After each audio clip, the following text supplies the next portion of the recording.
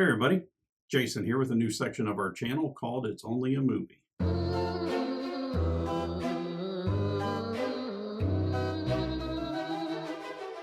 we get into our first episode, I'm just going to describe what we're trying to do here. This isn't going to be reaction. It's not going to be true reviews of movies or TV shows or whatever we may feel like doing here. It's going to be more of specific points of a film, maybe a movie that was maybe this close to being a classic, or a movie that's really good that has a major plot hole in it that people don't realize, or a movie that for the most part was pretty much together, but there's just one little thing I can't get out of my head about it. Are spoilers going to be a part of the channel? Definitely. Every movie we talk about is going to be under the assumption that we've all watched it and we're just kind of a group of friends hanging around talking about it. So the first thing we're going to get into here, in honor of October and Halloween, is a movie from 1981, a made-for-TV movie for CBS television, and it's called The Dark Night of the Scarecrow. In my opinion, still one of the scariest made-for-TV movies ever made. Now, it's made for TV, so it's not excessively bloody, visually directly violent, or disturbing on a visual level. So at this point, you might say, what's the big deal about a TV movie being, a TV movie? There's all kinds of TV movies. Well, back in the day, TV movie was kind of important. You had three main networks. Fox doesn't exist yet. TBS and all them, at best, they're UHF stations at this point. So when you have cable, you've got your choice of basically HBO to watch a mainstream movie, or you had whatever the movie of the week was. So you had Dark Night of the Scarecrow produced for television. This is one of them films where you create the tension because it's what you don't see that makes the scares happen. First thing we'll do, let's go ahead and get into the cast. And it stars a who's who of character actors. And by that, I mean people you probably don't know their name, but you've seen their faces turn up over and over again in classic films and television. Larry Drake plays Bubba, aka the Scarecrow. He also played Benny Stolwicks on LA Law, TV show that ran early mid-80s. He also played Robert G. Durant in Darkman, and that's probably where most of you are going to recognize this actor from. He does a spectacular job of acting, although he's not in the movie a whole lot. Again, the tension is what you don't see in this film. But he does play Bubba very well. I think Larry probably played acting's hardest character in that he had to play a mentally impaired man with believability and sympathy, but not comedy, and he couldn't be intimidating as this character. And that's difficult to do because, as was mentioned in Tropic Thunder, this is one either it goes horribly wrong or incredibly right. And Larry Drake plays incredibly right. Charles Durning portrays Otis Hazelrig. And again, that's a name you may not recognize, but I'm pretty sure you've probably seen him in movies because he has been in The Sting, Dog Day Afternoon, The Muppet Movie, True Confessions, Tootsie, Dick Tracy, and Oh Brother, Where Art Thou?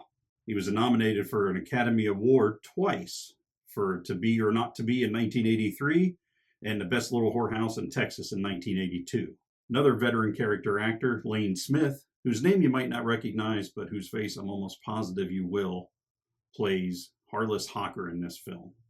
You may recognize him from Lois and Clark, The New Adventures of Superman, where he played Perry White. He was Walter Warner in the Pauly Shore movie Son-in-Law. He played Mayor Bates in the film Red Dawn, but I'm sure you'll mostly recognize him as playing Jim Trotter III in My Cousin Vinny, the district attorney who went up against My Cousin Vinny. And let's not forget about Tanya Crowe, who plays Mary Lee Williams. She's Bubba's friend, and when it all kicks off in the beginning, it looks like something horrible has been done by Bubba, but we soon find out that he did not do this. He actually saved the little girl from the dog that attacked them. Now, you might be saying to yourself, Jason, it's a TV movie. How good can it be? It's pretty good for a TV movie. Apparently overseas it was released as a feature, much as Steven Spielberg's Duel was earlier in the 70s. So we're talking pretty solid film here. Now, it does have some tropes. We've got the gang of bullies in the small town. We've got the whole situation where you're watching and you're like, why are we listening to this guy? Why are these people all listening to this guy? He's the local mailman. No disrespect to mailmen, but if you're looking for leadership in a town, I don't think that he's the first guy you go to. So as the movie goes on, the tension builds with more and more deaths to everybody who, well, another way to say it, killed Bubba because they thought Bubba had hurt the little girl. So instead of looking into what happened, they immediately got their rifles and shotguns and went out and shot the poor guy while he was disguising himself as a scarecrow, hoping to stay out of harm's way until things got straightened out. Naturally, right after they killed Bubba, they get word that, oh, big misunderstanding. Bubba actually saved the little girl. But it's too late now because Bubba is gone. Or is he? Now, I've seen the movie described as a slasher film.